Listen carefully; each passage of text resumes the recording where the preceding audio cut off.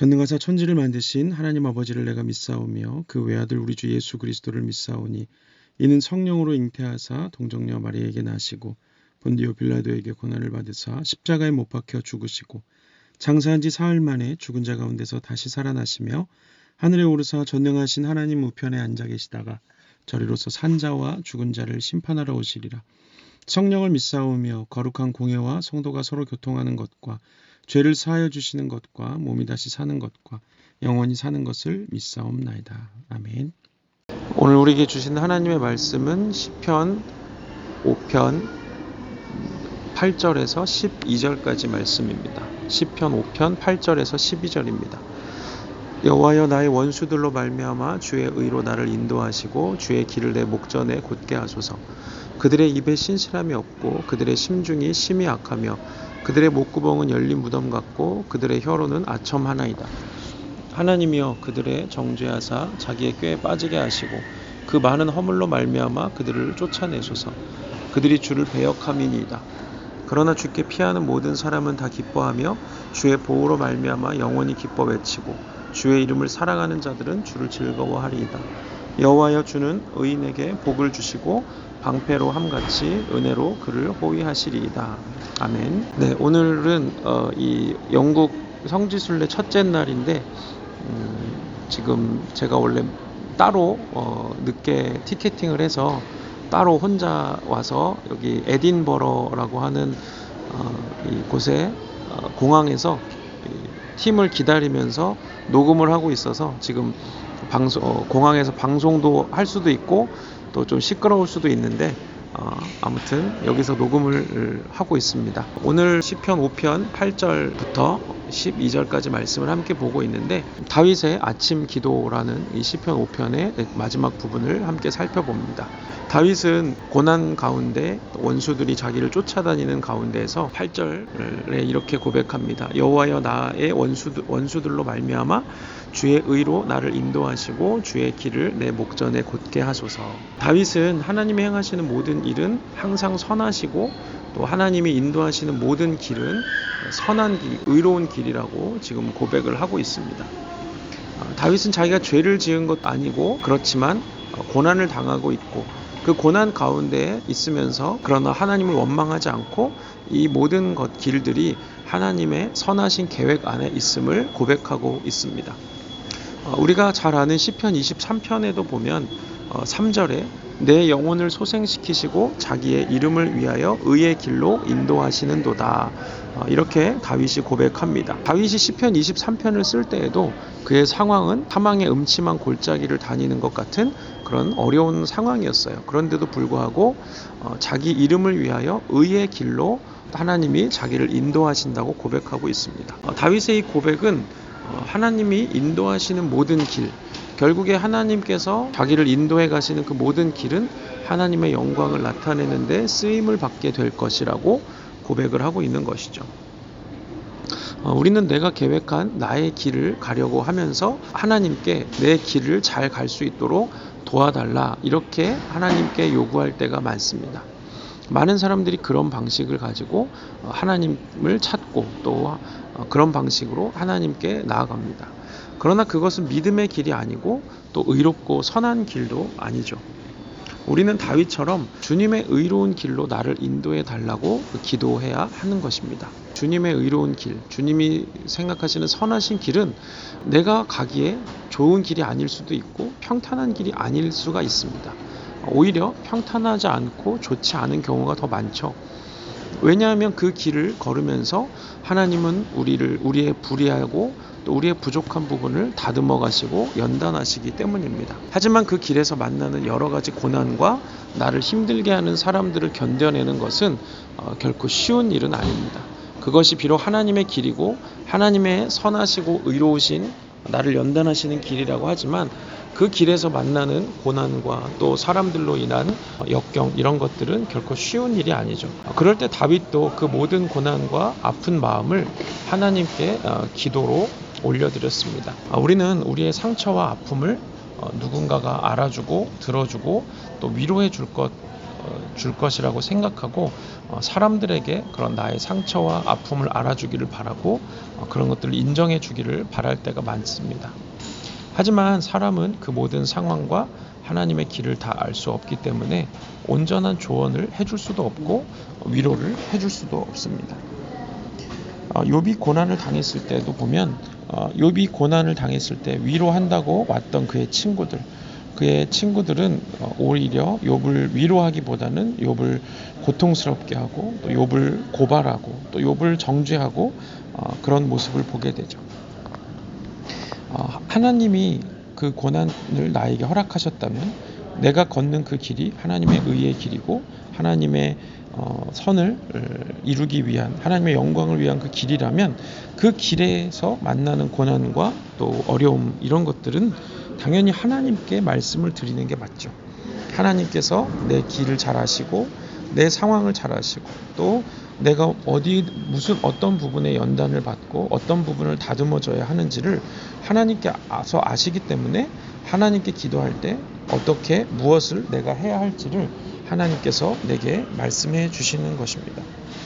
그렇기 때문에 하나님께 하소연하고 하나님께 털어놓으면 하나님께서 그 기도를 들으시고 그 기도에 위로하시고 또 우리가 행할 길을 말씀하시는 것입니다. 그렇게 고백하게 될 때 우리를 어떻게 인도하시는지 11절에 다윗이 기록하죠. 그러나 주께 피하는 모든 사람은 다 기뻐하며 주의 보호로 말미암아 영원히 기뻐 외치고 주의 이름을 사랑하는 자들은 주를 즐거워하리이다. 사람에게 피하고 사람에게 보호를 구하는 것이 아니라 하나님께 피하고 하나님께 보호를 구하는 사람들은 기뻐하게 된다고 고백을 하고 있습니다. 지금 다윗은 고통 가운데 이유도 없는 그런 사울을 도망쳐 다니고 광야를 도망쳐 다니는 그 고통 가운데 있는데 그가 기뻐한다는 것이 가능한 일이겠습니까?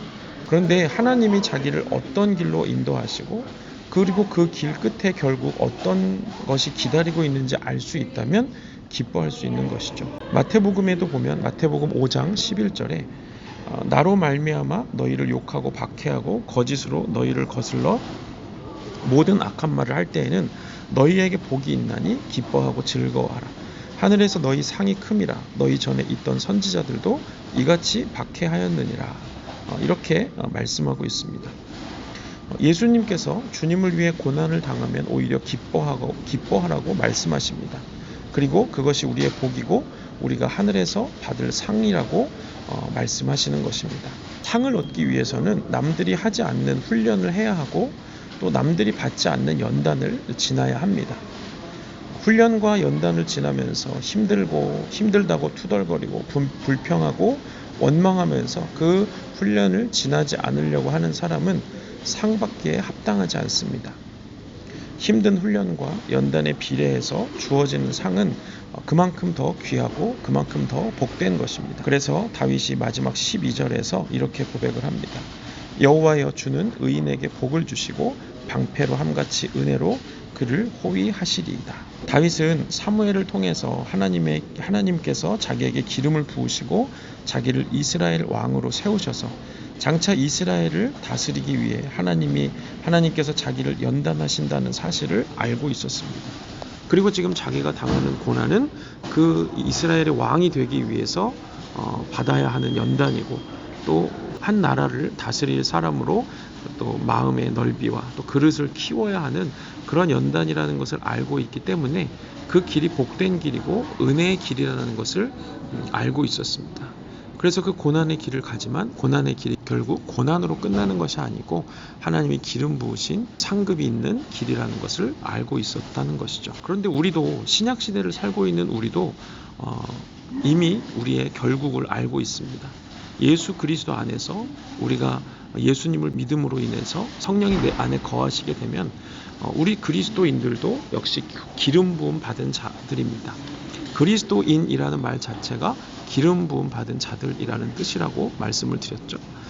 다윗도 기름 부음을 받았기 때문에 왕으로서 세워질 그런 상이 기다리고 있기 때문에 그 고난과 연단을 견딜 수 있었던 것처럼 우리도 그리스도인 신약시대에 예수 그리스도를 통해서 성령의 기름 부음을 받은 그리스도인들이라면 우리에게 얻어질 상은 왕으로서 이 세상을 통치하고 또 선지자로서 하나님의 말씀을 전파하고 또 제사장으로서 중보하는 자리로 나가는 그런 상이 우리에게 이미 정해져 있는 상입니다. 왕이 되고 선지자가 되고 제사장이 되기 위해서 우리가 연단을 받아야 하고 또 우리가 통치자로서 또 하나님의 말씀을 전달할 사람으로서 또 중보자로서 세워진다는 것, 그것은 결코 작은 일이 아니죠.